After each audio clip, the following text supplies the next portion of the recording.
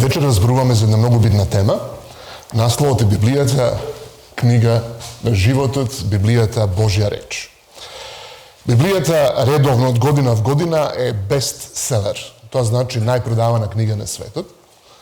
Од година во година се публикуваат на илјадници академски статии врзани за Библијата и можеби на стотици илјади видеа на YouTube и на останатите социјални мрежи. И нам ни се чини денеска дека секој за Библијата би требало да знае се. Меѓутоа, како времето поминува и како полека почнувате да ги гледате овие видеа, да ги читате овие статии, гледате дека наместо да повеќе објаснат, да повеќе разјаснат, некогаш овие видеа, некогаш овие статии умеат повеќе да збунат. И оваа вечер сакам да искористам да поставиме еден добар темел на сите овие предавања со кои ќе се занимаваме во наредните седмица дена. Секој добро истражување почнува со добри прашања. Значи, ако не се постават добри прашања на почетокот, не можеме да добиеме и добри одговори. Обично во училница на луѓето им велиме дека не постојат глупави прашања, постоеле само глупави одговори.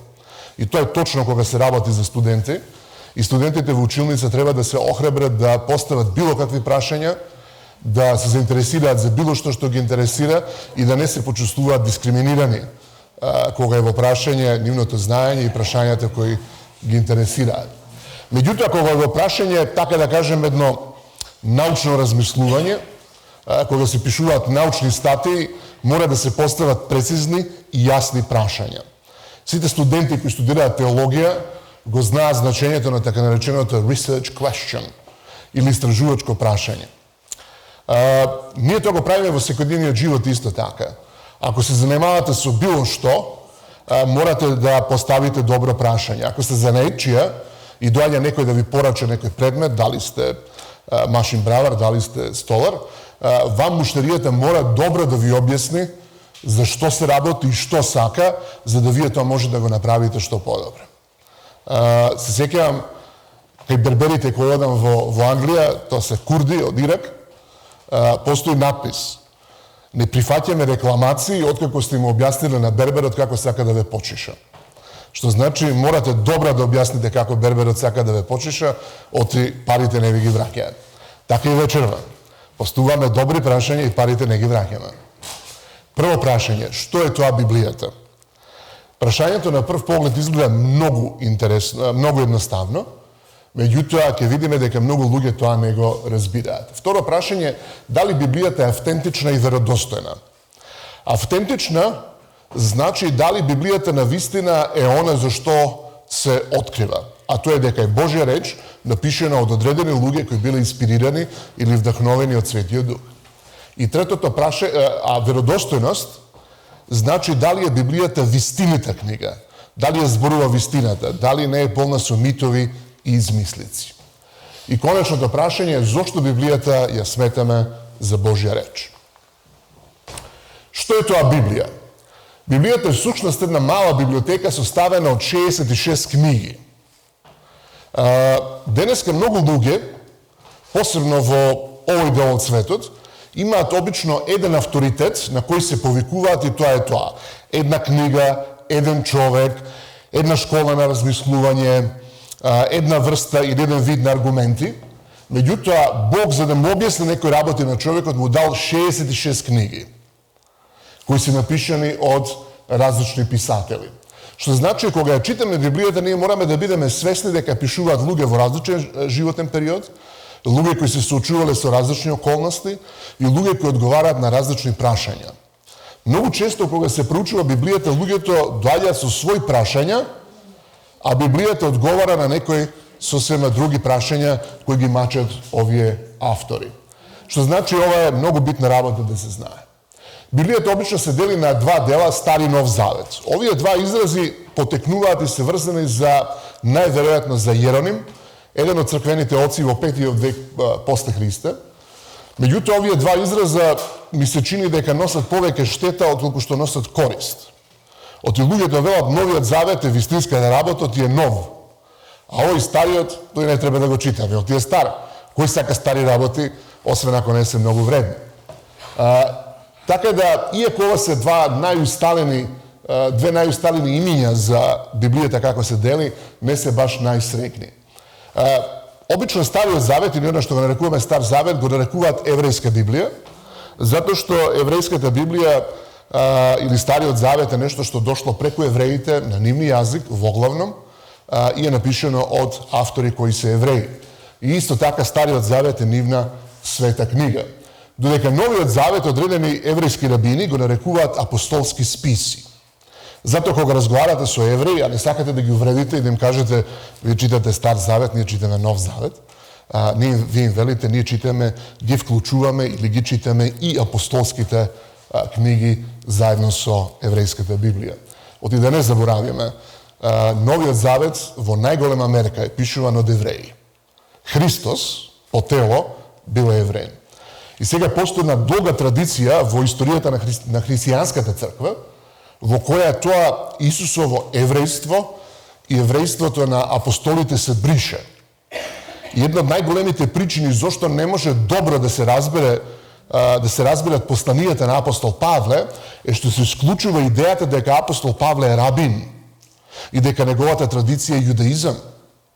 И луѓето го читаат како да апостол Павле е грчки сколар, како да е грчки филозоф. И вие со векови во црквата имате погрешно разбирање на еден апостол. Меѓутоа, кога се чита низ лехите, низ призмата на неговиот бекграунд, кој е Павле, каде учел, што учел, тогаш неговите посланија стануваат далеку појасни. Библијата е напишана во период од 1500 години, што значи пишувањето на Библијата е процес. Библијата, иако е една книга, помеѓу две корици, таа не е напишана преку ноќ и не е напишана од еден автор. Во незиното пишување се вклучени околу 40 на писатели и само еден од нив, тој е апостол Лука, не е евреин.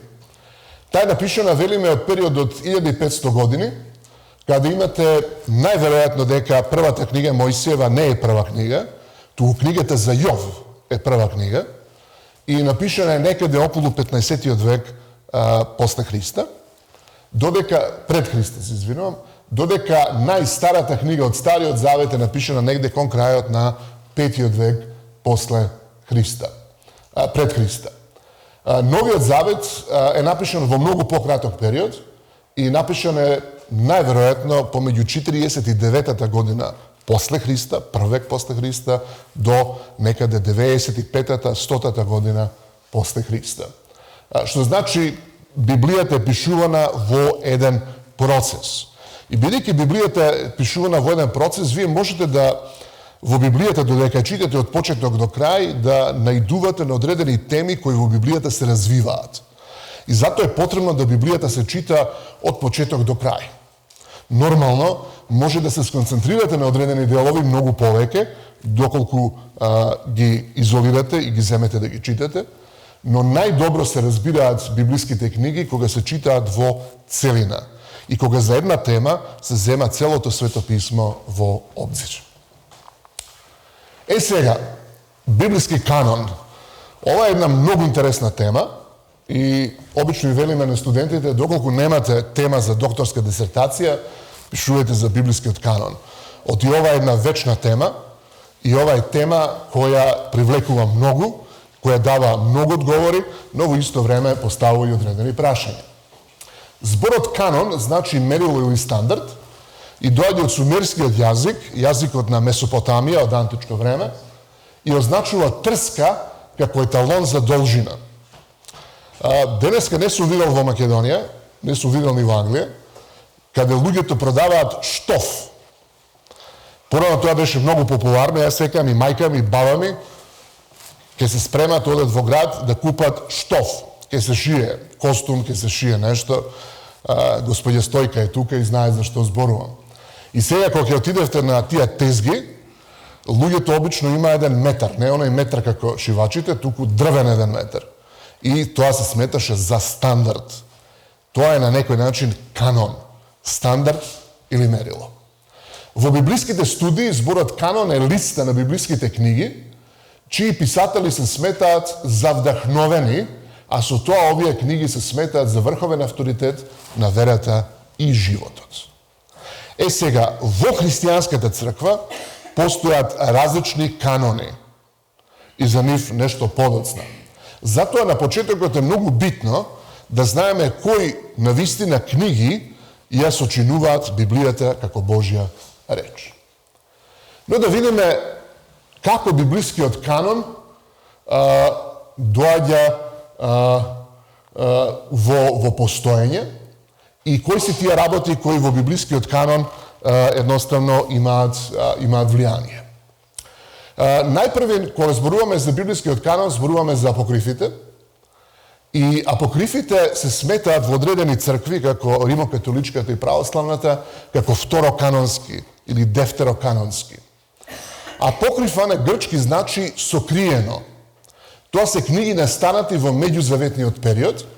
Ако последната книга од Библијата, од Стариот Завет, книгата на пророкот Малахија, е напишана некаде околу 400-та година пред Христа, до појавата на Јован Крстителот, тој период се нарекува период на тишина. Каква тишина? Период во кој нема пророчки глас во Јудеја, во Израел воопшто. И тој период се нарекува меѓузаветен период. Тие настануваат во тој период, повеќето се напишани на еврејски и арамејски, а потоа се преведени на грчки. Некои од нив само се напишани на грчки. Библијата е напишана во оригиналот на 3 јазика. Стариот Завет во огромна мерка е напишан на еврејски јазик. Воглавном тоа е класичен еврејски јазик и помалку имате книги кои се напишани на доцен еврејски јазик. Дел од Стариот Завет е напишан на арамејски. Арамејски денеска се зборува во некои делови на Сирија, односно во повеќето Сирија, и арамејски во Сирија зборуваат сириските христијани. Исто така, таму каде што живеат курдите, таму се зборува арамејски. Арамејскиот во времето на Христос бил јазик на евреите. И кога читате во Новиот Завет дека нешто било напишано на еврејски или било кажено на еврејски, тоа не е баш еврејскиот јазик на евреите, туку е тоа арамејски јазик. Арамејскиот јазик во времето на Навуходоносор II, кој доаѓа да го освои Јерусалим, кој го уништува храмот во Јерусалим 586 година пред Христа, во тоа време, кога јудејците постануваат вавилонски робови, во тоа време арамејскиот представува говорен јазик на целиот Блиски Исток, на античкиот Блиски Исток. Тоа е лингва франка. Како што во времето на Исуса Христа, кој не или ки не грчкиот јазик е јазик на кој зборуваат повеќето луѓе во Римската империја, во времето на вавилонците тоа е арамејскиот јазик. Интересно е дека евреите за времето на вавилонското робство престануваат да го зборуваат својот сопствен јазик и го прифаќаат арамејскиот како говорен. Еврејскиот јазик останува како јазик на литургија, на богослужение, јазик на Светото писмо, а арамејскиот станува говорен јазик. Во Библијата постојат 2 книги кои се напишани делумно на арамејски јазик во Стариот Завет. Тоа се книгите на Ездра и Немија, повеќето Ездра, и се разбира книгата на пророкот Даниел. Но да се вратиме. Значи, апокрифите воглавном се напишани од страна на евреи, напишани се воглавном на еврејски и арамејски, некои на грчки и подоцна сите се преведени на грчки јазик. Се смета дека повеќето се напишани во Јудеја. Зошто? Оти постои еден еврејски филозоф и писател од Александрија. Александрија е еден од многуте градови кои Александар Македонски ги основал кога го освојувал тој дел од светот. Се смета дека постојат неколку десетици, но најпознатиот е оној кој е основан на делтата на реката Нил во Египет, Северна Африка. И овој дел од светот станува во римскиот период, кога Египет е римска провинција, станува еден научен центар. Затоа што во Александрија се наоѓа една од најдобрите светски библиотеки. Таа денеска не постои и само можеме да претпоставуваме и да жалиме какви се книги се уништени во оваа Александрийска библиотека. Сега таму делува Филон Александрийски. Филон Александрийски е евреин, меѓутоа е голем обожавател на книгите и филозофијата на Платон. така што според своето верување и погледите на свет тој е платонист.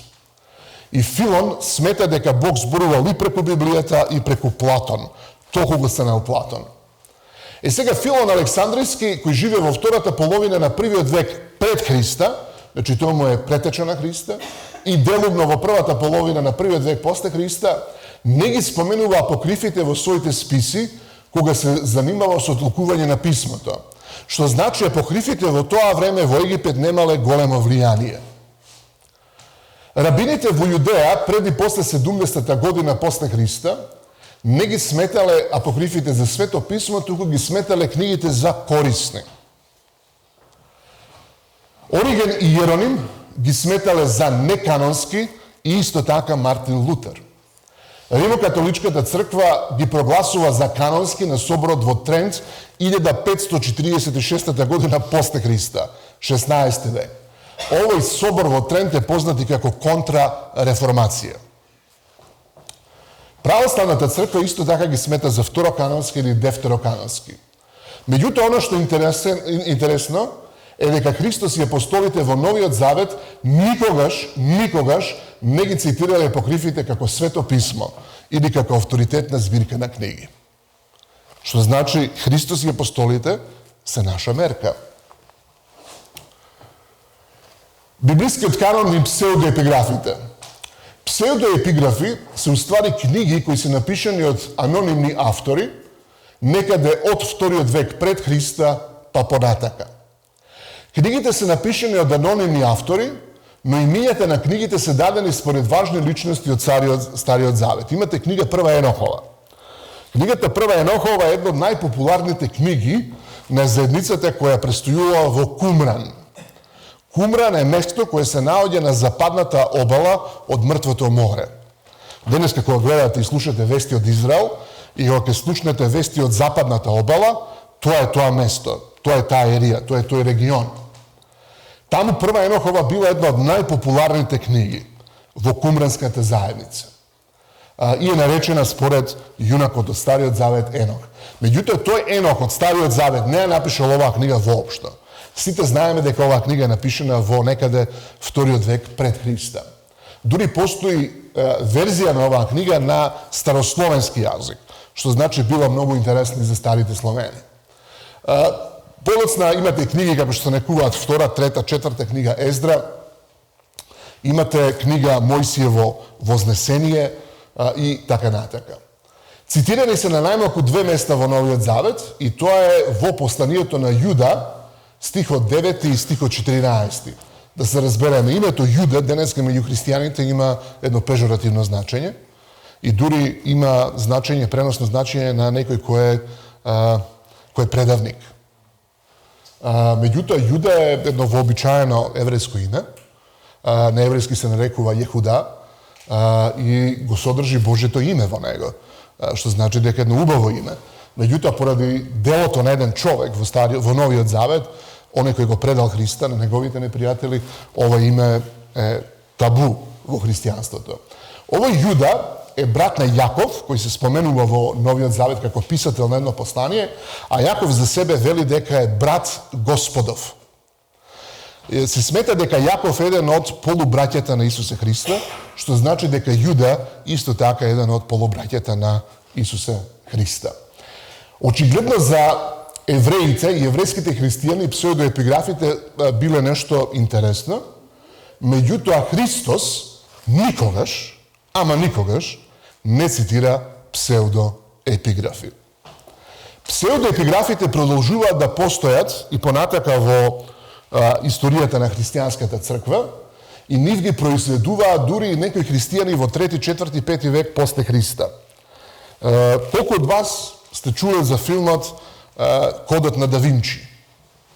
Некои од вас можете огледале, сте ја читале книгата, а јас прво ја читав книгата, филмот е разочарувачки, се разбира. Книгата е напишана мајсторски. Книгата се базира на идеја дека Христос кој умрал на крстот, сушност не умрал, туку се симнал од крстот и неговите непријатели тоа не го забележале, ја земал Марија Магдалена и своите најверни ученици и отошол за Европа. И ја основал познатата лоза на европски владетели, меровињанци. И сега на целиот тој филм се работи за една збрка каде се бара гробот на Марија Магдалена, која всушност е Светиот Граал.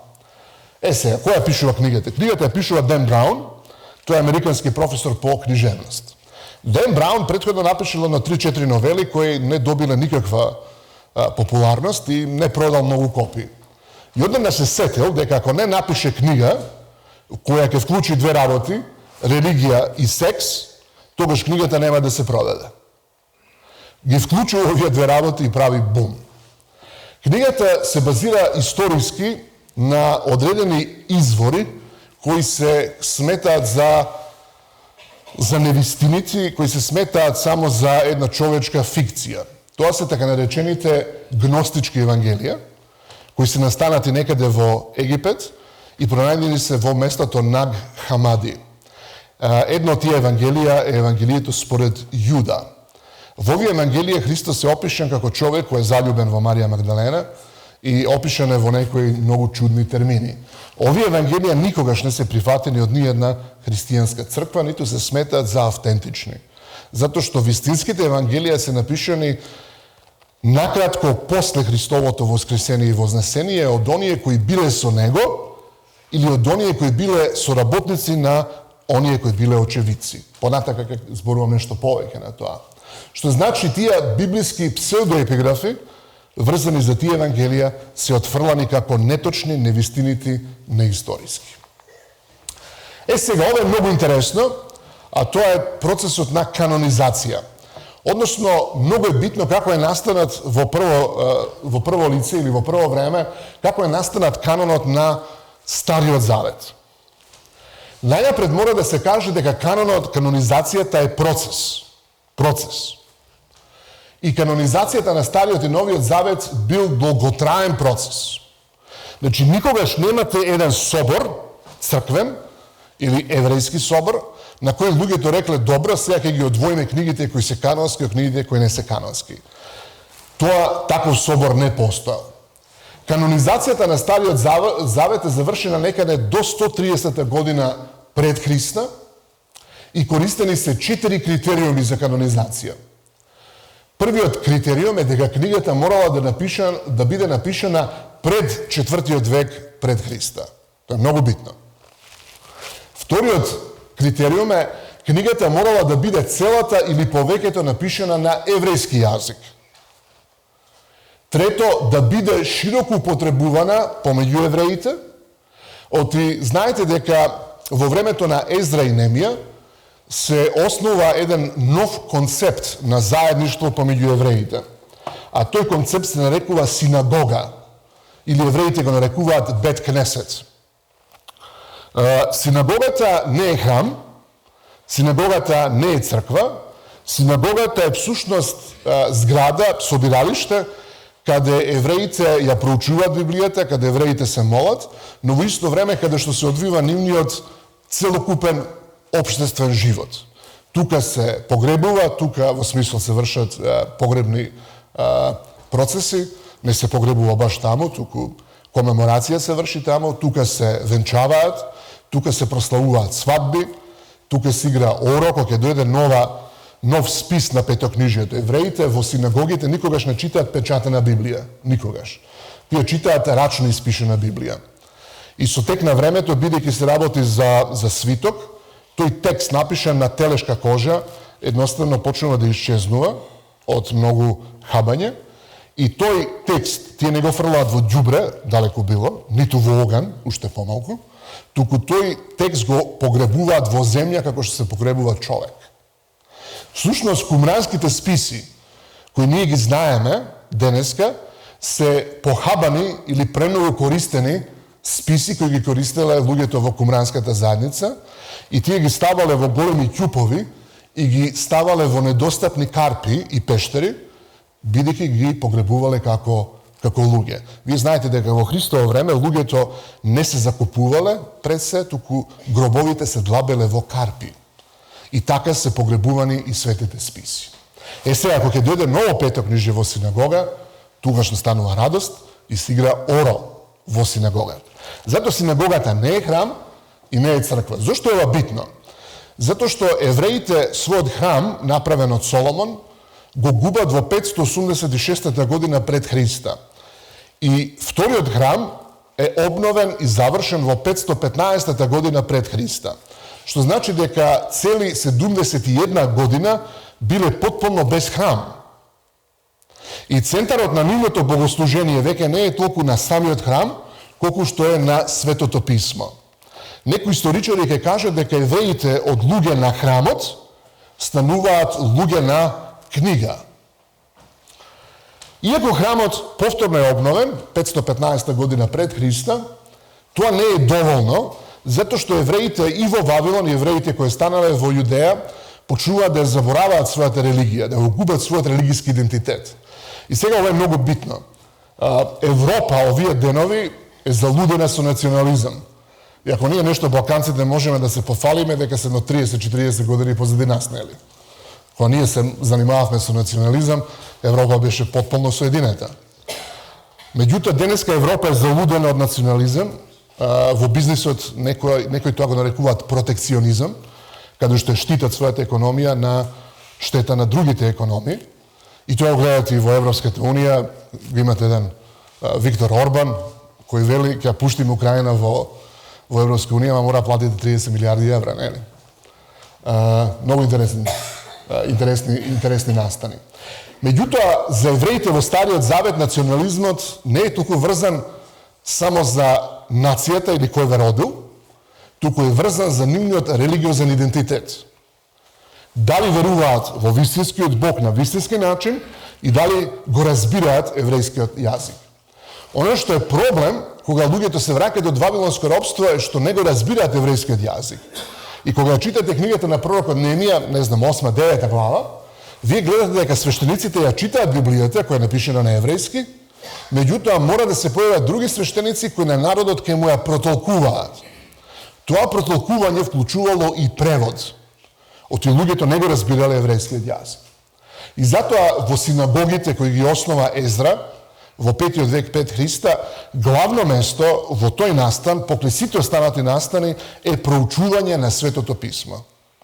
Тука тие почнуваат сабота, имаат саботно богослужение во текот на денот, тука се одржуваат сите верски празници кои евреите ги имаат. Некои од тие празници кои денес ги празнуваат не се дел од Библијата, некои потекнуваат од времето на макабејците.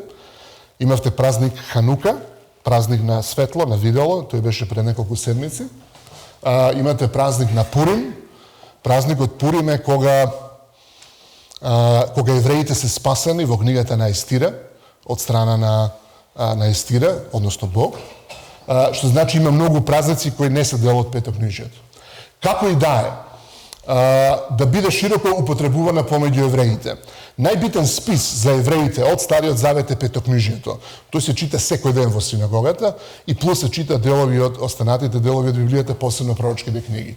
Што значи книгите кои се дел од Стариот Завет или од еврејската Библија, тој канон, мора да се едноставно широко употребувани од страна на евреите. Тоа значи дека се широко прифатени. И четвртиот критериум е читање на одредени книги во текот на одредени еврејски годишни празници. Оно што интересно е дека книгата на пророкот Јона, или книгата за пророкот Јона, подобро кажано, се чита на Јом Кипур. Јом Кипур е денот на помирување или ден на судот за евреите. На сите празници, денеска евреите, имаат богата трпеза. Зимам часови по современ еврејски јазик, кој малку се разликува од библискиот еврејски, и на тие часови сите се евреи, само 2 жени знаат еврејски, тоа се нашите учителки кои доаѓаат од Израел, а овие сите други се евреи кои не знаат еврејски, а јас сум единствен христијанин меѓу нив. И учителките заборавија дека јас им кажа дека јас не сум евреин, меѓутоа мила ми е еврејската култура, блиско ми е Светото писмо, мојот Месија во кој ја верувам е евреин по потекло, што значи се чувствувам многу близок до нив. Меѓутоа имавме една вежба што се јаде за нова година. Рош Хашана е 10 дена пред Јом Кипур, значи негде во септември. И не ми текнуваше дека зборот за јаболка се вика тапуах, ми текне дека зборот за поморанџа се вика тапуз, и ја викам дека сум јадел тапузин, што се поморанџи. и зема да ме караат, па не се јадат поморанџи за Рош Хашана, се јадат јаболки во мед. Меѓутоа, кога дојде Јом Кипур после 10 дена, на Јом Кипур не се јаде ништо. На Јом Кипур се пости. И за секој празник ви викаат Хак Самеах, што значи среќен празник. А за Јом Кипур ви велат лесен пост. И по пладнето на Јом Кипур се чита книгата на пророкот Јона. Бидејќи Јом Кипур е ден на суд, но и ден на простување. Идејата е, ако Бог можел да им прости на оние ниневјани, Бог може да ни прости на нас, неговиот собствен народ. Така што книгите се читаат на одредени празници, тоа е четвртиот критериум. Сега, во Јамнија или Јавне, град кој се наоѓал на територијата на денешен Израел и денеска постои како град, во 90-та година после Христа доаѓа до собир на познати рабини. Зошто 90-та година? Вие знаете дека во 70-та година после Христа Ерусалим е срушен од страна на римските легии, храмот е уништен до темел, и Јосиф Флавије, кој бил очевидец на сето тоа, вели, кога бисте стапнале во Ерусалим тој ден, вие не бисте биле свесни дека тука некогаш имало град. Толку бил девастиран. Храмот е уништен, сето богатство од храмот е земено, оти предметите во храмот биле направени од злато и сребро и однесени се во Рим. Дел од тие работи се продадени и Тиберие, кој е во прво време војсководец, кој го уништува Рим, подоцна станува император римски и го зида римскиот Колосеум. Така што ако го посетите римскиот Колосеум, знаете дека во голема мерка е финансиран од златото и среброто, од тие производи, од тие предмети кои се украдени како воен плен од храмот во Ерусалим. Сега, после 70 година доаѓа до една голема забуна меѓу евреите и тие се прашуваат што понатака. Немаме храм, нема каде да принесуваме жртви, што понатака, како ќе продолжиме? И на оваа академија или на овој збир или собир на рабини се дискутира како ќе продолжи јудаизмот понатака. Меѓу останатите работи на овој состанок се дискутира за тоа кои книги треба да останат во Стариот Завет. Значи, на овој состанок не се дискутирало за тоа кои книги се канонски или не канонски. Ниту се гласало за конечна листа на канонот на Стариот Завет. Доку главна дебата по ова прашање е било дали некои книги треба да останат дел од канонот на Стариот Завет. Значи, немете да подлагнувате на дезинформација дека во Јамнија 90-та година после Христа е конечно прогласен канонот на Стариот Завет.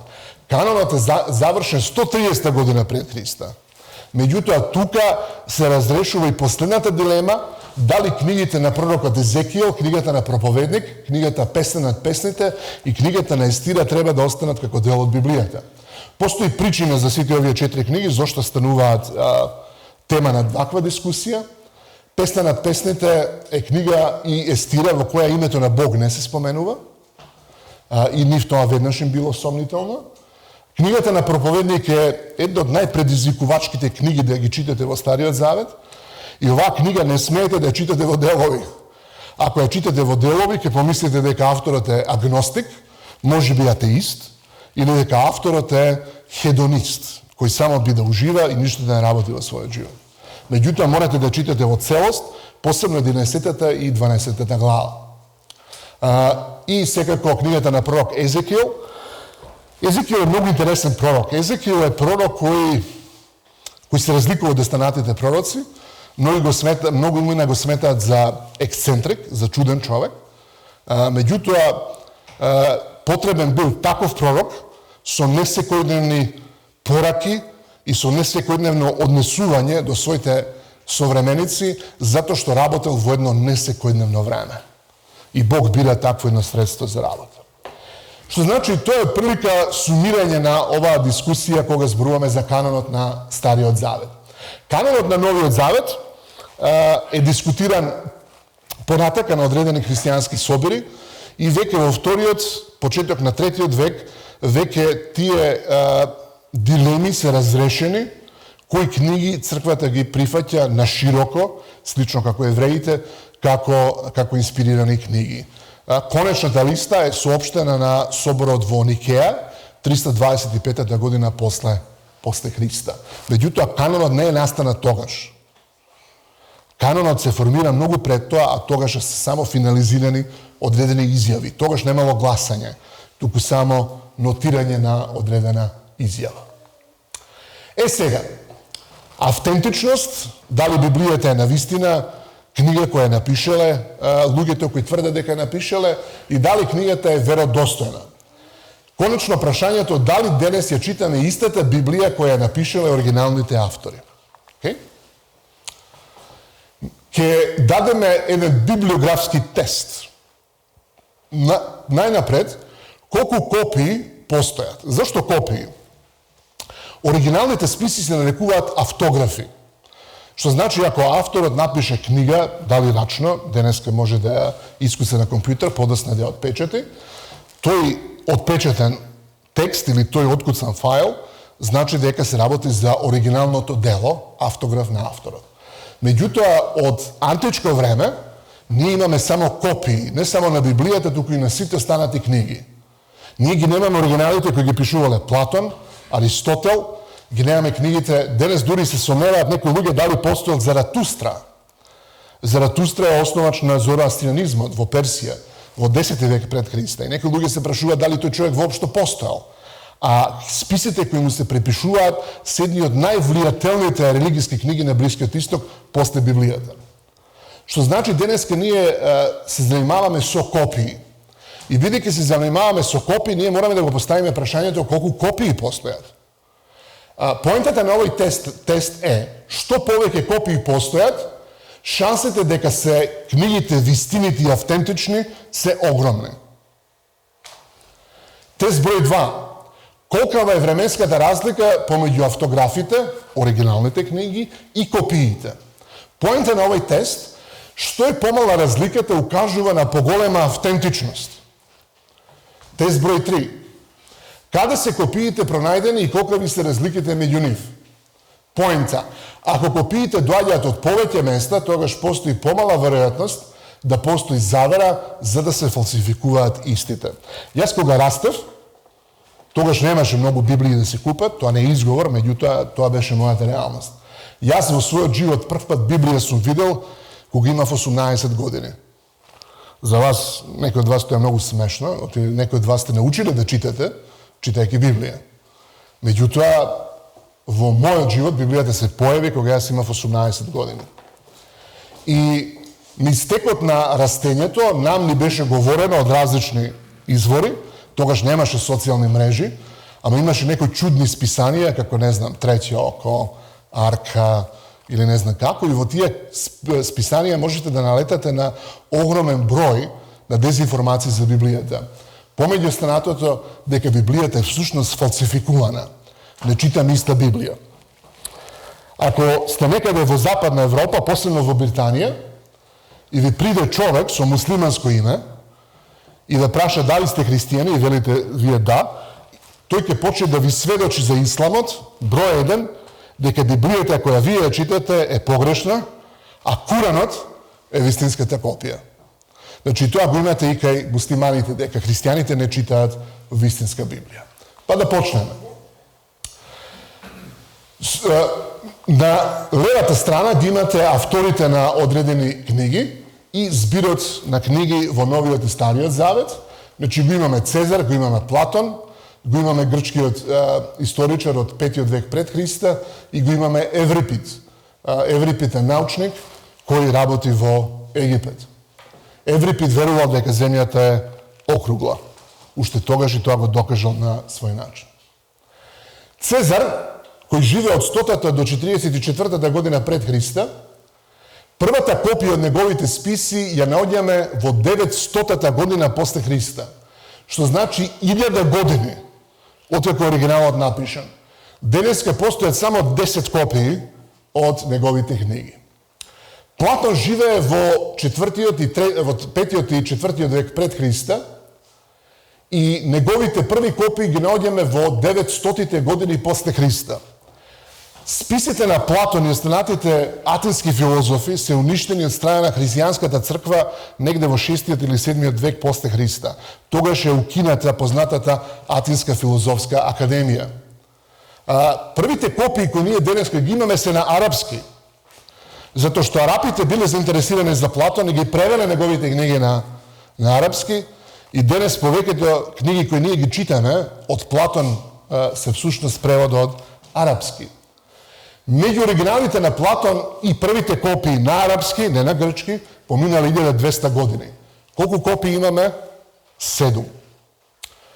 Херодот, грчки историчар, исто во 900-тите години после Христа, што значи 1300 години после историчарот, 8 копии. Еврипид, научник во Египет, 5 век пред Христа, 1100 години после Христа, во 1100 години е напишено, разлика 1500 години помеѓу оригиналите и копиите. Постојат само 9 копии. Ајде да видиме како стојат работите со Новиот Завет. Новиот Завет е напишено помеѓу 40-тите и 100-тите години после Христа. Првата копија е дело од Евангелието според Јован, која е пронајдено во која е напишено во 125-та година после Христа. Што значи првата делумна копија од Евангелието според Јован и автографот разлика е 25 години. Постојат повеќе од 24.000 копии на Новиот Завет кои се наоѓаат на различни места на територијата на која некогаш била Римската империја. Шанси да тоа се фалсификува се огромно мали. Не можете да фалсификувате толку. И една работа да знаеме. До 4 век после Христа, христијанската црква е илегална религија. Немало вака цркви, пуште да ставите табла дека сте христијанска црква. Супер! Ќе им направите на римските власти услуга. Нема да може да велуваат по шуми и на други скришни места, по приватни куќи, туку ќе дојдат и ќе ни уапсат сите. Првите цркви, како христијански храмови, се појавуваат од времето на Константин Големиот, па понатака.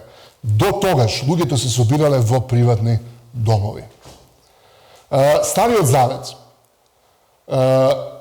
Првата копија, да речеме, на книгата од Малахија е напишена некаде како копија произведена 150 години пред Христа во кумранската заедница, а оригиналот е некаде околу 400-та. Разликата е само 250 години. И постојат повеќе од 100 копии и на таа книга и на други книги од Стариот Завет. Да речеме книгата на пророкот Исаија, која е напишена некаде во 8 век пред Христа, првата копија е пронајдена 150 години пред Христа. Што значи разликата е некаде, ако е ова 750, ова е 150, 600 години. И од книгата на пророкот Исаија постојат повеќе од 5 или 6 копии, само таа книга, и сличноста на тие копии со Библијата која денеска ја читаме е преку 97%, што е скоро идентично. Денешната Библија која ние ја читаме е најчесто превод од преписот на Библија кој се нарекува Кодекс Ленинградус, која е произведен некаде како копија на Стариот Завет во 1009 година после Христа. Се нарекува Кодекс Ленинградус затоа што по прв пат извира повторно во Советскиот сојуз некаде во 1930-тите години во Ленинград, денешен Санкт Петербург, и затоа се нарекува Кодекс Ленинградус. Од него настанува едицијата која денеска ја користиме во библиски студии и најголемиот број на преводи од оригиналот го користи овој масоретски спис. Кога ќе ги споредите книгите во масоретскиот спис со книгите кои ги имаме денеска во Стариот Завет, идентичноста е повеќе од 95%, што е фасцинантно. И ако ги споредите масоретските списи со кумранските списи, добивате ист резултат. Тоа е фасцинантното, да се исправам. Што значи, имате расширени копии на Стариот Завет, не само во Кумран, ги има и на други места, ги има во Јудеја, ги има во Галилеја. Масоретските сколари, рабини живеат во Галилеја, во градот Тиберија. и таму настануваат копиите на Стариот Завет помеѓу 7 и 9 век после Христа. Да сумираме, во Новиот Завет имаме 27 книги или целини, 4 евангелија, дела на апостолите, имаме посланија на апостол Павле и останатите апостоли и исто така го имаме книгата на Откривение, 27 книги. Во Стариот Завет, ние како христијани броиме некаде околу 39 книги. Евреите имаат поинаков начин на броење, затоа што книгата на Ездра и Неемија ја сметаат за една книга, книгата Прва и Втора Цареви една книга, Прва и Втора Самуилова една книга, Прва и Втора Дневник една книга и тие имаат помал број на книги. Меѓутоа, истите книги кои постојат во еврејската Библија денеска се сметаат за изворен канон на христијанската црква. Традиционалните цркви им требало неколку векови после Христа, на Римокатоличката црква 16 векови, за да ги прифатат како второканонски книгите односно како канонски книгите на апокрифите, а на православната црква на источниот дел од таа општа црква 2054 година после Христа им требало неколку векови. Меѓутоа Христос, оно што го смета за Стариот Завет е оно што е денеска канон на еврејската Библија или изворниот Стар Завет. Сега имаме вон библиски извори кои потврдуваат кој ги има напишено Евангелијата. Постои еден епископ Папије. Епископос значи надгледник. Тој во 130 година после Христа изјавува дека Марко, помошникот на апостол Петар, е автор на Евангелието според Марко. Епископот Лионски Иринеј, голем христијански писател, тврди дека Матеј го има напишено Евангелието според Матеј, а Јован, ученикот Господов, го напишал Евангелието според Јован, додека живеел во градот Ефес. Што значи многу кратко после апостолите доаѓаат луѓе кои се нарекуваат апостолски оци. Апостолски оци се црквени лица, луѓе кои биле авторитети во црквата, кои биле поучувани директно од апостолите. Кога овие двајца пишуваат кои се автори на Евангелијата, учениците на Христовите апостоли биле се уште живи. Што значи постојала можност да им се даде приметба. Ако не е ова вистина, тогаш тие луѓе би рекле што е вистина. Меѓутоа на тоа нема никаква приметба од нивните современици. Автентичност и веродостојност. Обично има приметби. Мојсија не можел да го напише петокнижието бидејќи живеел во писмото во време пред писмото да биде пронајдено. Не е точно. Првото фонетско писмо е пронајдено на полуостровот Синај. До тогаш луѓето или пишувале со хиероглифи, како што е во Египет, или пишувале со клинесто писмо, како што е најчесто во Месопотамија. Хиероглифите представуваат така наречени идеографи. Идеја е идеја, слика, концепт, а графос на грчки значи слика. Што значи морале нешто да насликаат за да направат збор или фраза. И кога тие зборови или фрази ќе се спојат, тогаш е тоа една реченица. Постоеле на илјадници хиероглифи. И многу било тешко да се чита и да се пишува. Но некој гениалец, анонимен, на Синајскиот полуостров, измислил азбука која е фонетска, која секој звук кој го произведува на својот јазик, семитски јазик во тоа време, не знаеме точно кој, едноставно секој звук кој го произведувал имал знак, освен самогласки. Македонската азбука брои 31 збор, во кој имате 5 самогласки и 26 согласки. Еврејската азбука има 22, односно 23 букви кои се само согласки, а самогласките не се пишуваат и не се букви. Ова протосилеско писмо го превзимаат феникијците, кои прават свое писмо, а грчката култура го превзима феникиското писмо и прави свое писмо, а подоцна латините превзимаат од нив и го прават своето латинско писмо. И на крај, ние словените доаѓаме, двајца браќа, солунци, најверојатно дека биле грци, љубеле да проповедаат Евангелие помеѓу словените и им носат азбука. Прво се вика азбуки, поради двете букви во азбуката, подоцна нивните ученици ја скратуваат, ја обновуваат и денеска имаме нешто што се нарекува кирилица. Мојсија може да го напише петокнижието, оти живеел некаде 500 или 600 години после пронаоѓањето на протосинеското писмо.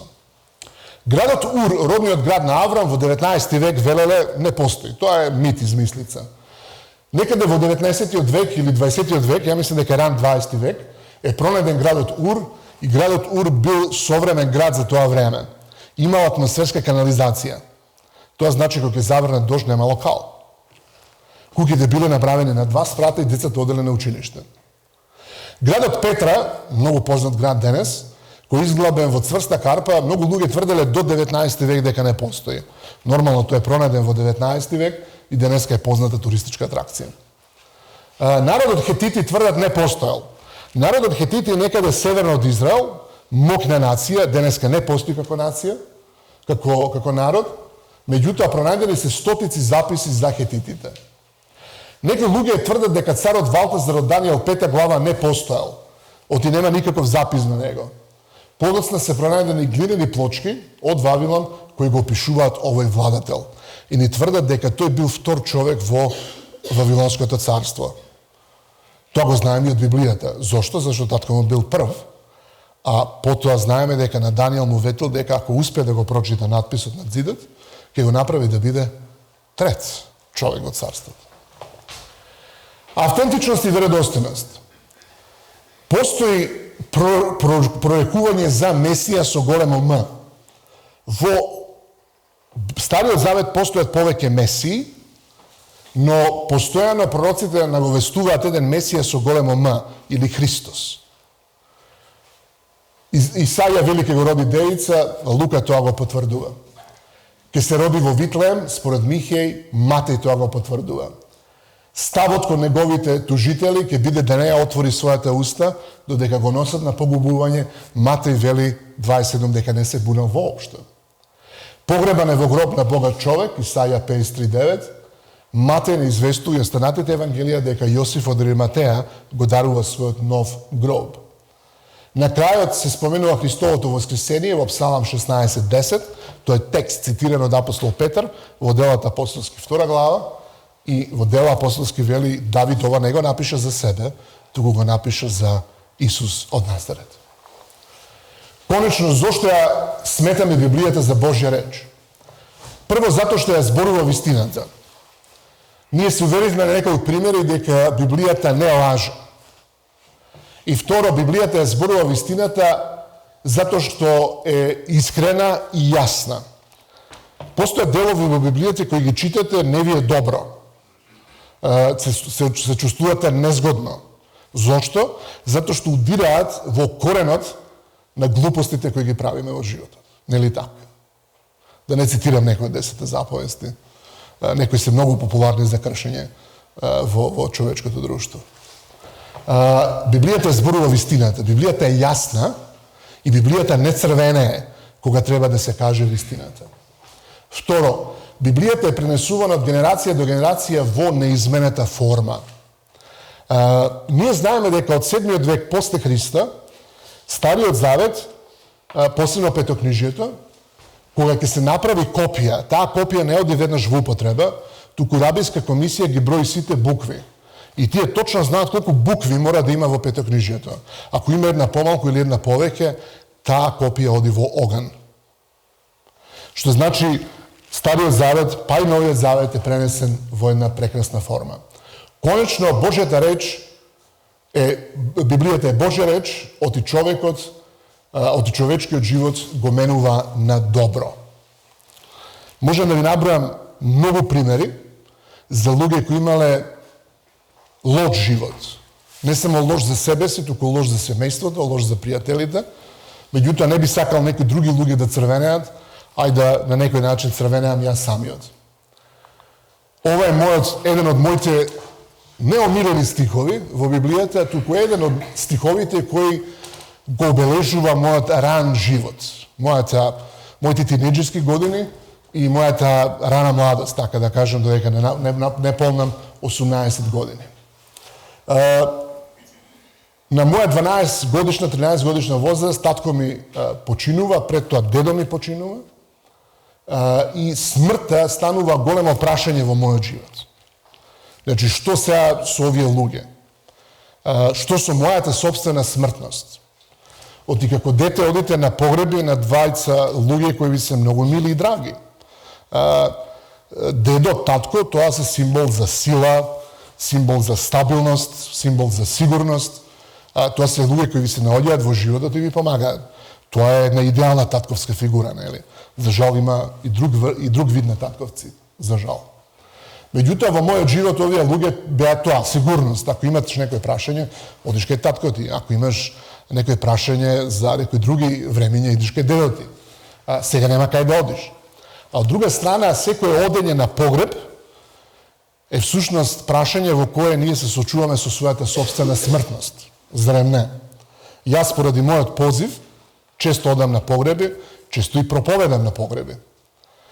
И кога ќе дојдам во капела или кога ќе се најдам пред ископан гроб, понекогаш ми доаѓаат мисли дали, да речеме, сандакот ќе ми биде таман.